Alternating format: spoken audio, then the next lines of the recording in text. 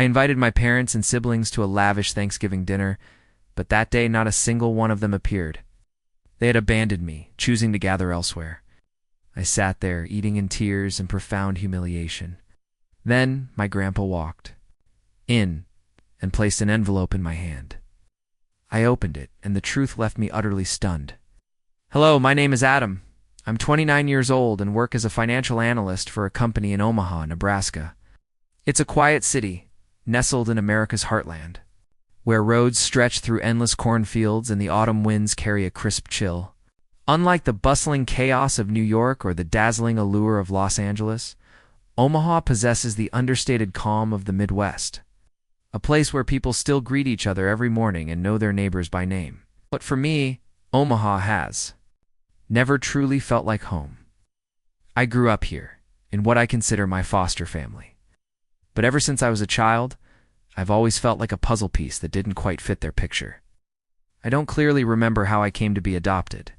The stories of the day I joined this family were only recounted through the cold whispers of my foster mother, Ellen, during moments when she was displeased with me. "We saved you from a worthless life," she would often say, her tone implying that I owed her everything. I was adopted as an infant, not even 3 months old. My foster parents, Robert and Ellen, were well off, living in a spacious 2-story house in the Omaha suburbs with a lush green lawn and a pristine white picket fence. They had 2 biological children, Eric, 2 years my junior, and Hannah, 5 years my junior. On paper, I was part of this family, but in their hearts, I was merely a faint shadow. From a young age, I noticed I was different. It wasn't just that my dark brown hair or blue eyes didn't resemble anyone else's in the family, though that did make me wonder about my origins. The difference lay in how they treated me. During parent-teacher conferences at school, my foster mother would introduce Eric and Hannah as her son and daughter. But when it came to me, she'd simply say, "This is Adam." Nothing more, nothing less. The word son seemed too extravagant to be used for me. I remember one time when I was about 7, standing in the corner of the room during a family Christmas party. Everyone was gathered, taking photos in front of a twinkling Christmas tree. But when I tried to join, Hannah pushed me away. "You don't need to be here," she said, her tone as if I were an uninvited guest. My foster mother just smiled, patted Hannah's head, and kept snapping photos. I stood there watching the flickering lights, feeling like the whole world was laughing and celebrating while I was left on the sidelines. All my efforts to be acknowledged were in vain. I excelled in school, always at the top of my class, bringing home report cards and certificates that covered the fridge. I helped my foster mother wash dishes, sweep the yard, even learned to fold clothes the way she liked. But all I got in return were cold nods or a curt thank you. Once I overheard her talking to my foster father in the kitchen when they thought I was asleep. "He does it because he knows he has to. We gave him a home. He owes us." Those words cut like a knife into my tender heart. I wasn't their son. It was an obligation. But there was one person in this family who made me feel like I truly existed. My grandfather, Henry. He lived on a small farm, a 2-hour drive from Omaha, where cornfields stretched endlessly and the night sky sparkled with stars. Every summer when school was out, I was sent to stay with him. Those were the only months I felt alive, truly loved. Grandpa never called me Adam in a dry, detached way. To him, I was kiddo or my dear boy. He taught me how to fix cars in his garage, thick with the smell of motor oil. Showed me how to grow tomatoes in his garden, and on quiet evenings, he'd sit on the porch strumming folk tunes on his old guitar while I sang along, even though my voice was far from impressive. Grandpa was the only one who truly saw me. When I was 12, I sat with him on the porch swing, watching a fiery red sunset on the horizon. I blurted out, "Grandpa, why don't Mom and Dad love me?" He stopped strumming, resting his hand on my shoulder. His eyes, etched with the wrinkles of time, looked at me for a long moment. "Adam," he said, his voice deep and warm, "you're the best thing that family doesn't know how to cherish. Don't let your kindness depend on how they treat you. You're worth so much more than that." Those words seared into my mind, a small flame flickering through my darkest days. I also remember another time when Grandpa took me out to the field. Behind his farm, as we sat watching the sunset, he suddenly asked, "Do you ever think about your real mother?" The question stunned me. I hadn't thought much about her. My foster mother always said my biological mother was irresponsible and that I shouldn't bother with her. But Grandpa's eyes, filled with mystery and concern, made my heart race. "I don't know," I replied, my voice trembling. "I don't think she wanted me." Grandpa took my hand, squeezing it tightly. "Never think that, Adam. There are stories you don't know yet. But one day, it'll all make sense." Those vague words planted a seed of curiosity in me, a sense that my life might hold a secret bigger than I could imagine. Oh. But the warmth of those summers with Grandpa couldn't erase the loneliness inside me. Eric always saw me as a rival not worth his attention. He'd mock me in front of his friends, calling me the stray when he thought no one could hear. Hannah was different.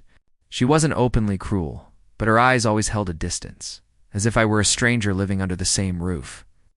I tried not to let it break me. I told myself that if I worked harder, studied better, behaved perfectly, one day they'd see me differently. But deep down, I knew that hope was as fragile as a thread.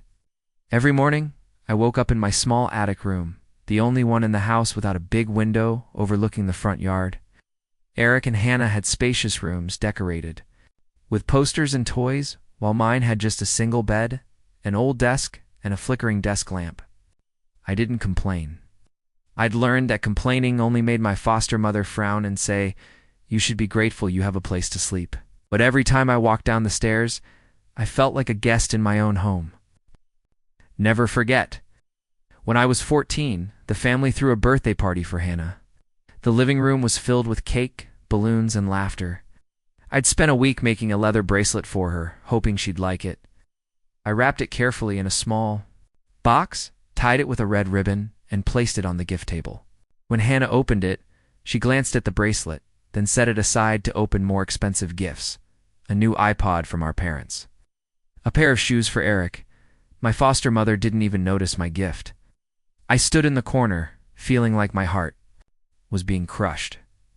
After the party, I found the bracelet in the trash, mixed with crumpled wrapping paper.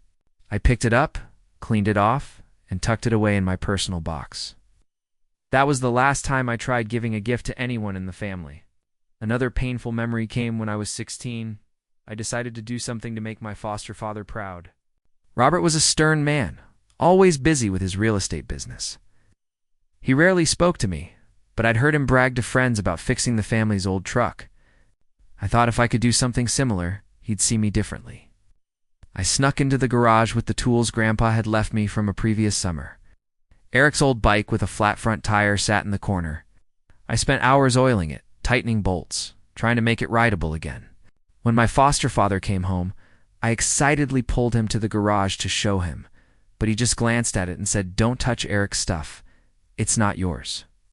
I stood there, frozen, feeling like the blood in my veins had stopped flowing. I wanted to explain that I was just trying to help, but the words stuck in my throat. I went back to my room, shut the door, and cried alone. My childhood passed like that, a mix of warm summers with Grandpa and cold winters in a grand but loveless house. I learned to hide my emotions, to smile even when my heart was breaking. I told myself that one day I'd find where I truly belonged. But back then I didn't. No, that journey would lead me to a truth more painful than anything I'd ever experienced. As I turned 18, the opportunity to leave Omaha came like an escape hatch. I received a full scholarship to the University of Nebraska-Lincoln, just over an hour's drive from home. It wasn't a great distance, but to me, it felt like a doorway to a new world. On the day I packed my bags, my foster mother, Ellen, stood at my bedroom door, arms crossed, her eyes as cold as ever. "Take care of yourself," she said, her voice flat, like she was addressing a tenant. My foster father, Robert, merely nodded, his eyes glued to his newspaper. I dragged my suitcase out of the house, my heart heavy but flickering with a spark of hope. Maybe by leaving, I'd find where I truly belonged. University was a breath of fresh air. In Lincoln, no one knew me as the adopted kid or the outsider. I threw myself into my studies, choosing finance because I knew I was good with numbers and analysis. Late nights in the library, essays stretching dozens of pages, presentations in front of the class, they were all chances to prove my worth, not to my foster family, but to myself. I worked part-time at a coffee shop near campus, saving every penny so I wouldn't have to ask my foster parents for money. I wanted to stand on my own 2 feet to show that I didn't need their validation to succeed. But no matter how hard I tried, the feeling of being adrift clung to me. Lying in my dorm bed at night, listening to my roommates snoring, I often thought about my family. I wondered if they ever thought of me, if they were ever proud of how far I'd come. I wrote handwritten letters home, sharing small victories like getting an A in macroeconomics or being chosen as a teaching assistant. But those letters only received brief email replies from my foster mother. "Good job, Adam. Keep it up." Nothing more, nothing less. I saved those emails in a separate folder on my computer as a way to comfort myself that at least they responded. Every summer, I returned to my grandfather's farm instead of the house in Omaha. Those days remained a balm for my soul. Grandpa was older now, his hair snow-white, his back slightly hunched, but his eyes still lit up whenever he saw me. He taught me new songs on his old guitar, told me stories of his youthful adventures, and sometimes he'd repeat the words that haunted me. "One day, Adam, you'll know the truth." I asked what he meant, but he'd only smile, pat my shoulder, and say, "Time will tell." I didn't dare press further, but those words grew like a mysterious seed in my heart. In my final year of college, I graduated with honors, top of my finance class. At the commencement ceremony, I stood on stage, accepting my diploma with a radiant smile. But inside, I felt hollow. Had sent invitations to my foster parents, even called them directly to invite them. "We're very busy, Adam," my foster mother said over the phone, her voice flat. "But congratulations." I looked out at the audience where other families were clapping, hugging, and taking photos. Only Grandpa was there, seated in the back row, wearing an old but neatly pressed suit. When I stepped off the stage, he hugged me so tightly I could feel the warmth of his chest. "I'm proud of you, kiddo," he whispered. I smiled, but tears silently fell. It was the first time I'd cried in front of him. After graduation, I received a job offer from a financial firm in Omaha. I decided to return. Not for my foster family, but to be near Grandpa. The years working in Omaha after graduation were a time of building a new version of myself. I worked tirelessly, staying late at the office, poring over financial reports, as if they held the key to a new life. My colleagues started calling me Iron Adam because I rarely rested or complained.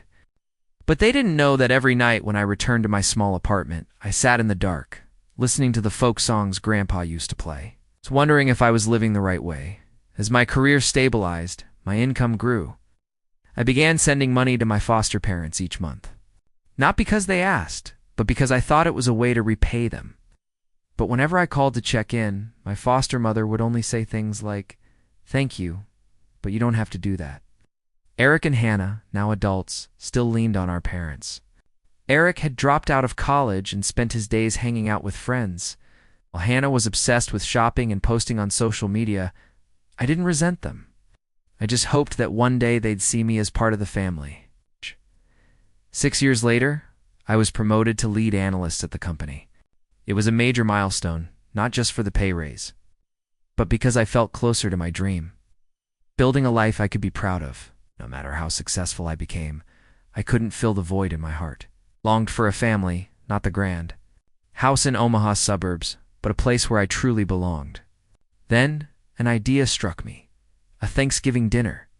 Thanksgiving is a time for people to gather, to give thanks for the good things in life. I thought that if I hosted a perfect dinner and invited the whole family, maybe they'd see me as more than just the adopted kid. Maybe this time, they'd look at me with warmer eyes. I spent weeks preparing. I chose an upscale restaurant in downtown Omaha, with tables draped in white silk and flickering candlelight. I reserved a table for 6. My foster parents, Eric, Hannah, Grandpa, and me. I handwritten invitations on thick paper with gold ink, pouring my heart into each one. "Dear Mom, I hope you'll come to share the joy of this holiday with me. I wrote in the card to my foster mother. I sent personal texts to Eric and Hannah, asking them to make time for dinner. I even called my foster father, saying how much I looked forward to seeing everyone. "I'll check my schedule," he said, his voice flat. I didn't let it discourage me. I pre-ordered the food: roast turkey, mashed potatoes, pumpkin pie, all the traditional dishes I knew they liked. Inside, a flame of hope burned brightly. Maybe this time they'll come, I told myself, though my heart trembled with fear. On Thanksgiving Day, I stood in front of the mirror in my small apartment, adjusting my tie and smoothing out the navy suit I'd carefully chosen. I looked into my own eyes in the reflection, those deep blue eyes my foster mother once said didn't look like anyone else's in the family. I told myself today will be different. Today, they'll see me. I arrived at the restaurant early, at 5 o'clock p.m., as the sunset bathed Omaha's streets in golden light. The manager, a middle-aged woman with a warm smile, led me to the table I'd reserved. The setup was perfect: crisp white tablecloth, 6 gleaming silver place settings, and candles casting a soft orange glow. I checked everything, from the folded napkins to the small vase of flowers at the center. "Your family must be a lively bunch," the waitress said, smiling. I nodded, trying to hide the anxiety churning in my stomach. "Yeah, I hope so." I sat down, glancing at my watch. 6 p.m., the appointed time. The restaurant began to fill up, other families arriving, their laughter and chatter like a cheerful melody. I checked my phone: no messages, no calls. They might be on their way, I reassured myself, though my heart started pounding with unease. I texted Hannah. "Are you here yet? I'm waiting at the restaurant." No reply. I tried calling Eric, but it rang endlessly before going to voicemail. "Hey, Eric, I'm at the restaurant." "Is everyone coming soon?" I said, forcing my voice to stay calm. No one answered. By 6:30, I felt a burning sensation at the back of my neck. The tables around me were full. A family at the next table laughed loudly as their young child spilled sauce on their shirt. An elderly couple held hands, their eyes brimming with love. I stared at my empty table, the 6 chairs sitting silently, as if mocking me. I called my foster mother, my hands trembling as I dialed. The phone rang 5 times before she picked up. "Adam," her voice cut through me like ice. "Your father's not feeling well, and we've already eaten here. You'll manage, right?" In the background, I heard Hannah's laughter, the clink of dishes, Eric saying something about a football game. They were at home, gathered together as they always were, as if I'd never existed. "Yeah, I'll manage," I replied, my voice catching as if someone were squeezing my throat. I hung up, set the phone on the table, and stared at the flickering candles. Their light reflected off the wine glass, but it didn't warm me. I felt like the whole world was laughing and celebrating while I was left behind once again. In the loneliness I'd spent years trying to escape, I called the waitress over and asked for a small portion of turkey and mashed potatoes. "Just you tonight?" she asked, her voice gentle but tinged with pity. I nodded, forcing a smile. "Yeah, just me." The food was placed before me, the aroma of roasted turkey and herbs making my stomach rumble, but every bite felt like it was stuck in my throat. I looked at the empty chair where my foster mother was supposed to sit, the ones for my foster father, Eric, and Hannah. I imagined them laughing at home, eating the dishes I'd chosen, but without me. Tears welled up, but I bit my lip hard, refusing to let them fall. I'd cried enough during my childhood. I told myself I was stronger than this, but the truth was, I wasn't strong. I was just a 29-year-old man sitting alone in a fancy restaurant, just trying to cling to a dream that had shattered long ago. I wondered what I'd done wrong. I'd studied hard, worked tirelessly, sent them money, planned this dinner with all my heart. So why didn't they choose me? I stared at the plate of turkey, now cold, and felt like I was eating my own pain. Though, waitress passed by, her eyes full of sympathy. "You okay?" she asked. I nodded, but I knew I wasn't. I'd never been okay. I reached for my phone, intending to call Grandpa. He was the one person I knew would never abandon me. But before I could dial, the restaurant door opened. A gust of cold autumn air rushed in, carrying the scent of fall. I looked up, and my heart seemed to stop. Grandpa walked in, wearing his old wool coat, his white hair glinting under the lights. He scanned the room, his eyes landing on me, and that familiar smile spread across his face. "Sorry I'm late, kiddo," he said, his voice as warm as those summer evenings at the farm. He sat down across from me, placing his frail hands on the table and grasping mine. His hands trembled slightly, but their warmth pulled me back from the edge of an abyss. "Grandpa," I whispered, my voice breaking. I thought you weren't coming." "Either." He shook his head, his eyes filled with love, but also a trace of indescribable sadness. "I'd never leave you alone, Adam. Never." He squeezed my hand, and then his voice turned serious, as if he were about to say something more important than anything in my life. "Adam," he said, looking straight into my eyes, "have you ever wondered why I've always loved you more than anyone else?" His question hit me like a bolt of lightning striking my chest. I stared at him, speechless, feeling like time had stopped. The candles on the table still flickered, but the world around me seemed to shrink, leaving just me and Grandpa. I knew this question wasn't simple. It carried a secret, a truth he'd kept hidden for years. "Why, Grandpa?" I asked, my voice trembling. He took a deep breath, as if gathering courage. He looked out the window where the streetlights glowed faintly. "In the night, Adam," he began, his voice low and deliberate. "There are things I've wanted to tell you for a long time, but I waited for the right moment, and maybe that moment is now." He paused, his eyes returning to me, filled with determination. "You're not just my grandson. You're part of a story that both you and I have been caught up in." My heart pounded. Felt like I was standing before a door and Grandpa held the key. "What story, Grandpa?" I asked, my voice barely a whisper. He didn't answer right away. Instead, he pulled an old yellowed envelope from his coat pocket and placed it on the table, sliding it toward me. "Open it, Adam," he said. "But before you do, promise me one thing. No matter how painful the truth is, you won't let it destroy who you are." I looked at the envelope, my hand shaking as I touched it. I didn't know what was inside, but I felt its weight, not the weight of paper, but of the years I'd lived, of the questions I'd never dared to face.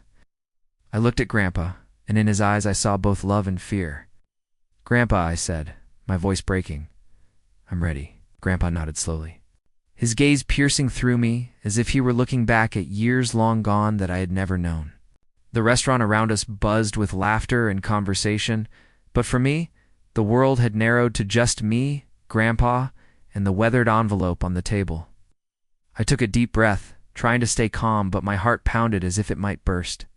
I opened the envelope carefully, as if it were something fragile. Inside was a faded photograph, a handwritten letter, and a business card. I picked up the photo first.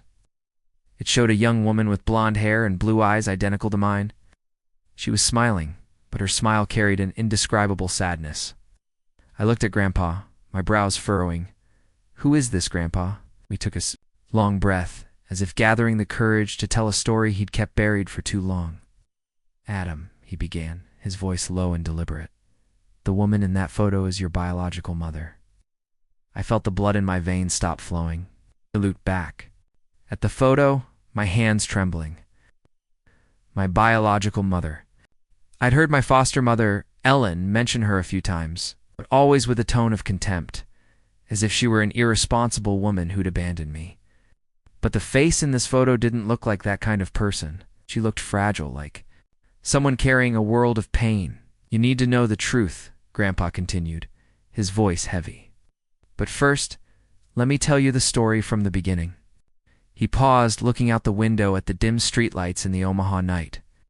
"Over 30 years ago, I worked as a driver for a wealthy family in Denver. They were rich, powerful, but full of drama, the kind of family stories I used to tell you. About the woman in the photo, her name was Clara, was the eldest daughter of that family. A bright, beautiful heiress, but her heart belonged to a man her family didn't approve of." I listened, feeling like I was falling into a story that didn't belong to me. Grandpa explained that Clara had fallen in love with a poor man, a wandering musician named David. He had a charming smile and big dreams. But Clara's family saw him as a gold digger. When Clara became pregnant, her family was furious. They disowned her, cut off all contact, leaving her alone with a baby on the way. David, the man Clara had put all her trust in, abandoned her too. When he realized he couldn't gain anything from her wealthy family, Clara was left in despair, homeless, without family, with only an unborn child, me. Clara came to me in her darkest days, Grandpa said, his eyes clouding as if reliving the memory.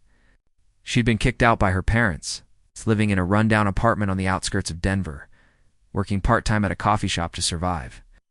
I'd stopped by to check on her after work, and we grew close.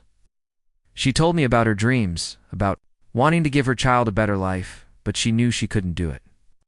Not then. He paused, his voice catching. When you were born, Clara begged me for help. She said she needed time to rebuild her life, to become a mother worthy of you. She asked me to take you in. My chest felt heavy. I looked at the photo, trying to picture this woman, my mother, in those lonely, painful days. So, what did you do? Asked, my voice barely a whisper. Grandpa lowered his head, his hands clenching together. At the time, my son, your foster father Robert and Ellen, had been married for a few years but hadn't had children. I convinced them to adopt you. Thought it was the best way to give you a home, a family. I was wrong. He paused, his eyes filled with regret. I didn't expect them to treat you the way they did. I thought they'd love you like their own, but every time I saw them push you away, it broke my heart. I looked back at the photo. I didn't know what to feel, anger, pity, or just emptiness. What about my real mother? I asked, my voice faltering. Where did she go? Grandpa picked up the business card from the table and handed it to me. Clara is a successful woman now, he said. After leaving you, she left Denver, started over. She went to college, built a career, and now she's an entrepreneur in Seattle. She's been looking for you for over 10 years. Recently, she found me. She wants to meet you, Adam, but she's afraid of disrupting your life. She wants you to decide. I took the business card and read the name, Clara Thornton, CEO, Thornton Enterprises. An address in Seattle, a phone number. I turned the card over, feeling like I was holding a piece of myself. Then I opened the letter, recognizing the soft, slanting handwriting. Oh, dear Adam, it began.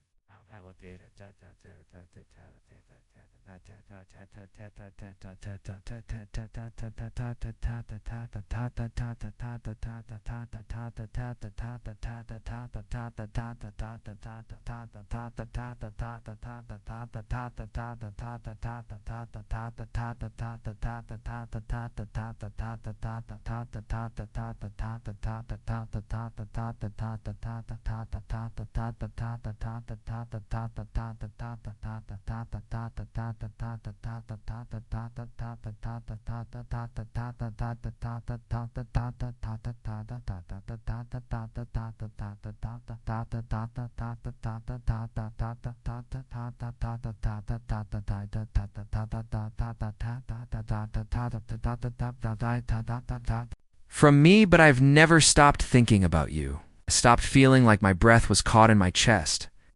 I glanced at Grandpa, sitting across from me, his frail hands clasped tightly, his eyes a mix of worry and patience. I knew he was waiting, watching to see how I'd react to the truth just revealed.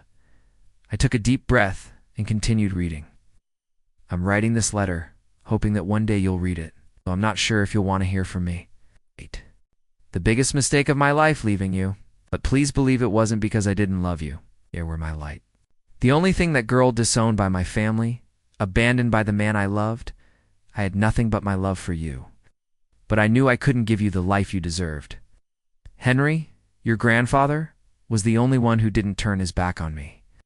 He promised to take care of you, and I trusted him. I left not because I wanted to forget you, but because I wanted to become a mother you could be proud of. I went to college, worked day and night, and now I've built a stable life. But not a single day has passed without me thinking of you, wondering how you're living, if you're happy. I've been searching for you for over 10 years. But every time I think about meeting you, I'm afraid. Afraid you'll resent me. Afraid I'll disrupt your life. No. If you're reading this letter, I only ask for a chance. To explain, to say the apology I've held in my heart for 29 years. I don't expect you to forgive me right away, but I hope one day you'll understand. I love you, Adam. I always have. Your mother, Clara Thornton. I folded the letter, tears silently streaming down my cheeks. I didn't know why I was crying. For Clara's pain, for the years I grew up in the cold indifference of my foster family, or for the feeling of having found a piece of myself, yet fearing it might break me. I looked at the photo in my hand, Clara's face, her blue eyes so much like mine. I tried to imagine her in those days, a young woman alone, holding me on her last night before entrusting me to Grandpa. I didn't know what to feel, anger, pity, or just an indescribable void. Grandpa, I said. My voice choked. What do I do now? I placed the letter on the table, looking at him, searching for an answer, a direction. Should I meet her or forget this and keep living as if I never knew? Grandpa took my hand, his trembling but warm. Adam, he said, his voice low and gentle, I can't decide for you. This truth belongs to you, and only you know what your heart is telling you. I just want you to remember one thing. No matter how difficult the path you choose, you're never alone. I'll always be here. Clara, she's waiting for you, too. I looked into his eyes, seeing the sincerity and love he'd given me all these years. He wasn't just my grandfather. He was the one who kept his promise to Clara, who sheltered me when the world turned its back. I took a deep breath, feeling a decision forming in my heart. I want to meet her, I said, my voice steadier than I expected. I want to go to Seattle. I need to see what she's like now, and I need to hear her story from her own lips. Grandpa smiled, a smile of both pride and relief. Then do what feels right, kiddo. But before you go, is there anything else you want to do? Is it anything you need to settle before stepping into this new chapter? I thought for a moment. Then an idea sparked. I want to stop by my foster parents' house, I said, my voice low but resolute. I want to tell them about this, not to argue or blame, but to let them know I found a part of myself. I want them to understand that I'm no longer the adopted kid they can ignore. Grandpa nodded, a glint of resolve in his eyes. All right, Adam, I'll go with you. Whatever happens, I'll be there. We left the restaurant, my mind still reeling from Clara's letter. The Omaha night was cold, the wind sending a shiver through me, but Grandpa's presence beside me made me feel grounded. We climbed into his old pickup truck, the familiar smell of motor oil and wood reminding me of summers at the farm. You sure about this, Adam? He asked as he started the engine. Facing them won't be easy, I'm sure I replied, though a part of me was still afraid. I didn't know how my foster parents would react, but I knew I needed to do this. It's not to prove anything, but to close one chapter of my life before opening the next. We drove through Omaha's familiar streets, past houses glowing with Thanksgiving. Lights, families gathered together. When we pulled up to the grand two-story house of my foster parents, my heart pounded. Lights spilled from the living room, and I heard Hannah's laughter, Eric's lively chatter. They were still celebrating as if my dinner had never existed. Stepped out of the truck, Grandpa by my side. I knocked on the door, and when my foster mother Ellen opened it, her eyes flickered with surprise before settling back into their familiar coldness. Adam, she said, her voice flat. What brings you here so late? I need to talk, I said, trying to keep my voice steady to everyone. She hesitated, but opened the door wider. I stepped inside, Grandpa following, and saw my foster father, Robert, in his armchair. Eric and Hannah were eating pumpkin pie on the sofa. They looked at me, but no one stood to greet me. What's this about, Adam? Robert asked, his tone slightly irritated, as if I were an inconvenience. I took a deep breath, feeling Grandpa's hand rest lightly on my shoulder. I just learned the truth about my biological mother, I said, my voice firm but tinged with emotion. She's alive, and I'm going. To Seattle, to meet her. I just wanted you all to know because I've called you family for 29 years. Silence enveloped the room. Hannah stopped chewing, her eyes flickering with unease. Eric smirked as if about to make a snide remark, but Grandpa's stern look silenced him. Ellen crossed her arms, her gaze icy. Is that so? She said, her voice dripping with sarcasm. You think finding your real mother will change anything? You're still just the adopted kid, Adam. Don't get any illusions. Her words cut like a knife. But this time, I didn't let them bring me down. I'm not delusional, I replied, meeting her eyes. I just want to live true to myself. Thank you for giving me a home, but I don't need anyone in this room to validate me anymore. Robert stood, about to say something, but Grandpa raised a hand to stop him. Enough, Robert, he said, his voice like thunder. You've had 29 years to treat this boy like a son, and you've failed. Now, let him walk his own path. I turned and walked out of the house, feeling like I'd shed a heavy burden. Grandpa followed, and as we got back in the truck, he took my hand. You did good, kiddo, he said, his voice full of pride. Back at my apartment, I began preparing for the trip to Seattle. I held Clara's business card, typing her number into my phone, but my finger hesitated before pressing call. I wasn't ready to talk, not ready to hear the voice of the woman who gave birth to me. But I knew I needed to meet her, to look into her eyes and understand why she left me, and whether she truly loved me as she wrote in her letter.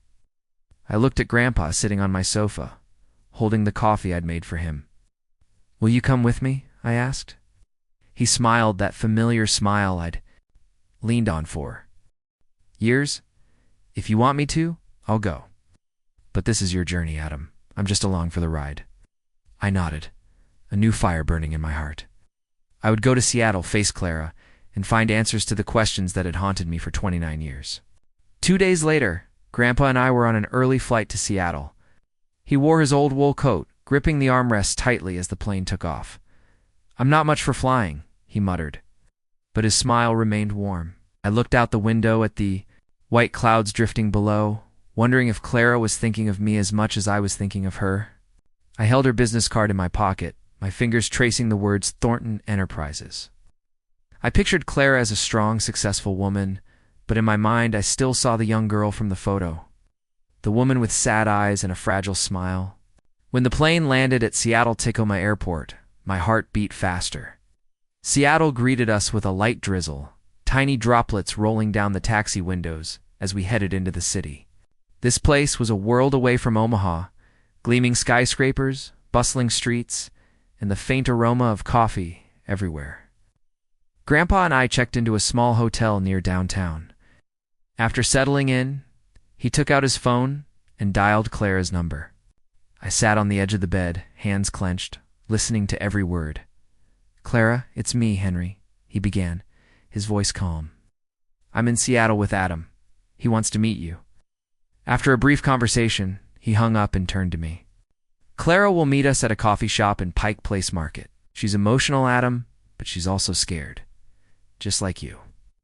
I nodded, unable to speak. That afternoon, Grandpa and I walked into a cozy coffee shop tucked away in the lively Pike Place Market. The aroma of roasted coffee mingled with the salty scent of the nearby Elliott Bay. The shop had rustic brick walls, small wooden tables, and soft light from hanging lamps. I chose a table by the window where I could see the busy street filled with people carrying umbrellas and shopping bags. Grandpa sat across from me, quietly watching. You okay, kiddo? He asked. I don't know, I admitted, my hands twisting. Together, my legs bouncing nervously. I don't know what to say, what to do. What if she's not what I expect? Grandpa placed his hand over mine. Just be yourself, Adam. That's all Clara wants. I nodded, but my heart still pounded. The clock read 2:05 p.m. I kept glancing at the door, jumping every time the bell jingled, hoping it was Clara. Then, at exactly 3 p.m., the door opened. A woman stepped in, wearing a long navy coat, her blonde hair neatly tied back. She wore glasses, but I instantly recognized those deep blue eyes, the same eyes from the photo, identical to mine. She scanned the room, and when her gaze met mine, she froze. I saw her hand tremble slightly as she walked toward us. I stood, my legs unsteady. Grandpa stood too, offering a gentle smile. Clara, he said warmly. This is Adam. Clara looked at me, her eyes dropping to the small teardrop-shaped birthmark on the back of my hand. A trembling smile spread across her lips. Adam, she whispered, her voice breaking. You You look more like me than I imagined." I didn't know what to say. All I could do was stand there, staring at the woman who gave birth to me. There were no floods of tears, no explosive words, just an awkward mix of emotion, as if we were both afraid to shatter the moment. Clara stepped forward, and before I could react, she pulled me into a hug. It wasn't a tight, overwhelming embrace, but a trembling one, as if she were holding something fragile. I felt her warmth, the faint scent of her perfume, and a strange sensation, like I'd found a part of myself.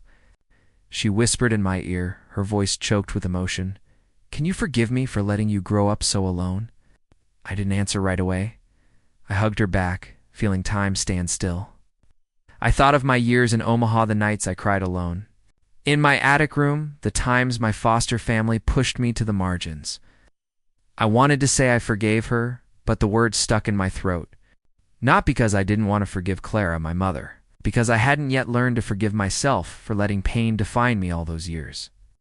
I let go, looked into her blue eyes, so like mine, and whispered, "I'm here now, Mom." It was all I could manage in that moment. Clara smiled, a trembling but hopeful smile. We sat down, Grandpa quietly by our side like a silent guardian. The coffee shop in Pike Place Market buzzed with the chatter of passers-by, the scent of roasted coffee, and the distant sound of waves from Elliott Bay. But in that moment, my world revolved around the woman before me, the one who gave birth to me, left me behind, and was now trying to find her way back to me. "How did you grow up?" Clara asked, her voice soft but eager. "I want to know everything, if you're ready to share." I looked down at the coffee cup in front of me, steam rising faintly. I didn't know where to begin. How could I sum up 29 years of pain, loneliness, but also moments of warmth with Grandpa? I told her about Omaha, the grand but cold house, how I tried to be the perfect son but was always treated as an obligation. I spoke of summers at Grandpa's farm where I learned to fix cars, grow tomatoes, and play folk tunes on his old guitar. But I didn't mention the nights I cried alone, or the time I found the handmade bracelet in the trash after Hannah's birthday. Those scars were still too deep, and I wasn't ready to expose them. Clara listened, her hands gripping her coffee cup, as if to hold back her emotions.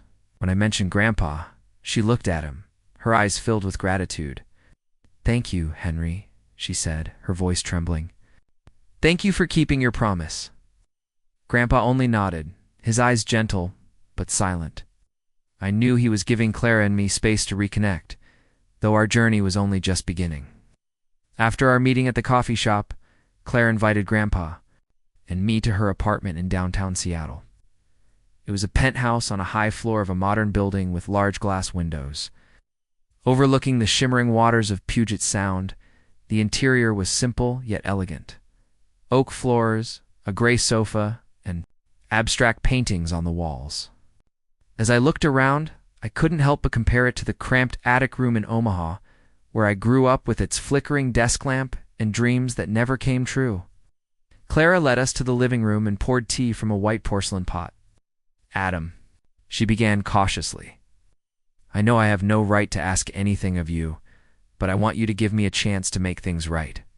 If you want, you can come here, live in Seattle. I can arrange a good position for you at Thornton Enterprises or anything you want. I just want you to know that you always have a place here with me." Her offer stunned me. Part of me yearned to accept immediately a new life, a real family, a place where I wouldn't have to prove my worth. But another part hesitated. I'd spent my whole life standing on my own, relying on no one, accepting Clara's help, even as my mother felt like giving up something. Maybe my pride or the fear of being abandoned again. I looked at Grandpa, seeking guidance in his eyes. He gave a gentle smile, as if he understood the storm inside me. "What do you think, Adam?" he asked. I took a deep breath, trying to sort through my tangled thoughts. "Thank you, Mom," I said, looking at Clara. "But I don't want to start with the position you've set up for me. If I work at Thornton Enterprises, I want to start from the bottom like any other. I want to rise on my own, not because I'm your son, but because I deserve it." Clara looked at me, her eyes sparkling with a mix of surprise and pride. "You're more like me than I thought," she said, smiling. "All right, Adam, I respect your decision, but whatever you choose, I'll always be here." I nodded, feeling a weight lift off my shoulders. I wasn't just choosing a job, I was choosing how to live, how to define myself. And for the first time in my life, I felt I had the right to do so. A few days later, Clara and I convinced Grandpa to move to Seattle. "I'm getting old, Adam," he said, his voice teasing, but his eyes brightening at the suggestion. "But if you and Clara want a grumpy old man hanging around, I won't object." Clara laughed heartily, the first time I'd seen her laugh so freely. "Henry, there's always room for you in my home," she said, "and I think a small garden on the balcony would suit you perfectly." I smiled, picturing Grandpa in Clara's modern penthouse, tending to tomatoes like he did at the farm. The thought warmed my heart. Grandpa wasn't just the man who nurtured me through my lonely years. He was the bridge between Clara and me, the one who kept his promise to both of us. I decided to stay at the penthouse with Grandpa, at least for a while, to be close to him and to learn more about the mother I'd been separated from for 29 years. I applied to Thornton Enterprises and was hired for an entry-level financial analyst position. Not because Clara pulled strings, but because my resume stood out. On my first day, standing in front of the company's gleaming glass building, I felt like a schoolboy on his first day of class. But this time, I wasn't afraid of rejection. I had Clara, Grandpa, and most importantly, myself. The weeks that followed in Seattle were a journey both unfamiliar and miraculous. Clara and I started with small things: dinners together, conversations about our likes, music, and the dreams we'd once had. She told me about her college days, how she stayed up late studying, how she stood in front of the mirror and told herself she had to succeed so she could find me one day. I shared stories of summers with Grandpa, how he taught me to play the guitar and told tales of Denver that I now knew were tied to her. Grandpa adapted quickly to life in Seattle. One evening, we sat together on the balcony, looking out at the city lights, played a familiar folk tune, and Clara unexpectedly joined in, her voice soft, but full of emotion. I watched them, feeling my heart slowly fill, piece by piece. But healing wasn't easy. Some nights I lay awake, thinking of my foster family in Omaha. I still felt pain recalling Ellen's cold words, Eric's dismissive smirks, or Hannah's indifference. I wondered if they ever thought of me, if they ever regretted pushing me out of their lives. But then I realized I no longer needed their answers. I had found where I belonged, not in a house, but in the hearts of Clara and Grandpa, and within myself. Seattle had become a part of me, even in just a few short months. Every morning I woke up in my small rented apartment near Thornton Enterprises. Listening to the waves lapping at Puget Sound and the faint aroma of coffee drifting up from the shop below, I was no longer the boy in the Omaha attic, desperately trying to please a family that didn't need me. I was Adam, 29 years old, a financial analyst building my life step by step with Clara and Grandpa by my side. I had to pass no matter how hard I tried, lingered like a shadow waiting for me to face it one last time. One evening, after finishing a lengthy report at the office, I sat at my small dining table, took out a blank sheet of paper and a pen, and decided to write a letter to my foster family, not to blame or demand recognition, but to close the most painful chapter of my life. I wanted them to know I'd found happiness, that I was no longer the abandoned adopted child they were used to. Dear Mom, Dad, Eric, and Hannah, I hope you're all doing well. It's been a few months since we last saw each other, and I think it's time I shared a few things. I found my biological mother, and I'm now living in Seattle, starting a new life. I'm not writing this to blame or resent anyone.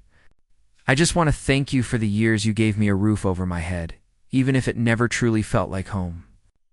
I've learned that family isn't just the people you live with, it's the ones who choose to love and cherish you. I found that here with my mother and Grandpa. I don't expect you to change or feel regret. I only hope you live well as I'm trying. To do, wishing you all the best, Adam. I folded the letter, slipped it into an envelope, and mailed it the next morning. As the envelope left my hands at the post office, I felt a weight lift. I didn't need them to respond or apologize. That letter was my way of saying goodbye to the past, to the years I spent trying to belong somewhere that wasn't meant for me. 4 months later, I received a text from Hannah. It came unexpectedly while I was having lunch with a colleague at Thornton Enterprises. The message was brief, but Hannah's tone was different from her usual indifference. Adam, Mom, and Dad are struggling. Eric blew all their savings on gambling. Can you help? I stared at the text, feeling a cold gust from Omaha sweep through. Me. I wasn't surprised to hear Eric was still living recklessly. He'd always spent money like water, leaning on our foster parents without considering the consequences. Hannah wasn't much different with her designer bags and lavish trips funded by them. But this time, I didn't feel obligated to help. I'd sent them money for years, only to receive coldness in return. Now I had a new life, a new family, and I didn't want to be pulled back into that old darkness. I showed the text to Grandpa. He was on the balcony, watering the tomato plants he'd grown. He read it, shook his head, his eyes stern. Adam, he said, his voice low but firm, you've done more than enough for them. They had their chance to treat you right, and they didn't. Don't let them drag you back. You deserve to live your own life. I nodded, feeling the certainty in his words. A few weeks later, Grandpa told me he'd called my foster father, Robert, made it clear I was no longer responsible for them. I told them they have to face the consequences of what they've sown, he said, his eyes glinting with resolve. But they can't use you anymore. I didn't ask for details, but I knew Grandpa had done what was necessary. My foster family, with their extravagant lifestyle and Eric and Hannah's irresponsibility, was facing financial ruin. But this time, I didn't feel guilty. I'd given them enough time, enough chances. It was time to focus on my own life. That fall, I hosted a small party at Claire's penthouse to celebrate my 30th birthday. Unlike the lonely Thanksgiving dinner in Omaha, this time the table was filled with laughter and warmth. Clara stood in the kitchen, carefully arranging a pumpkin pie, my favorite from the farm days. Grandpa sat in an armchair, strumming a folk tune on his old guitar, his eyes sparkling with joy. A few colleagues from Thornton Enterprises joined us, people who'd become friends, who valued me for who I was, not because I was Clara's son. I stood in the middle of the room, watching everyone talk and laugh, feeling my heart swell. Clara approached, placing a hand on my shoulder. "Happy birthday, son," she said softly. It was the first time I'd heard son from a mother without feeling pain. I smiled, hugged her, and whispered, "Thank you, Mom, for finding me." The party ended. I stood on the balcony, looking out at Seattle's twinkling lights. Grandpa joined me, standing by my side. "How do you feel, kiddo?" he asked. "Free," I replied, my voice steady. For the first time in my life, I know where I belong. Looking back on my journey, I realized that life isn't about seeking validation from others, but finding value in yourself. I once thought my foster family would give me a home, that if I tried hard enough, they'd love me. I was wrong. Love can't be forced. And family isn't just the people you live with. It's the ones who choose to stand by you, no matter who you are. If I could offer advice to anyone feeling lost, searching for where they belong, I'd say, don't be afraid to face your past, no matter how painful. The truth may hurt, but it can also set you free. Trust in your own worth, and seek out those who value you for who you are, not what you do for them. Most importantly, forgive not just to others, but yourself for being strong enough to weather the storms. My life is still unfolding, and I don't know what the future holds. Maybe I'll keep working at Thornton Enterprises, become a leader like Clara, or discover new dreams. Maybe one day I'll fully forgive Clara, my foster family, and the lonely years I endured. But for now, I know I'm no longer the abandoned child. I'm Adam, and I found myself. This message isn't just for those who've been rejected, but for anyone searching for meaning in life. I've learned you don't need to be perfect to be loved, and you don't need to hold on to pain forever. Let go, move forward, and believe you're worthy of a place to call home.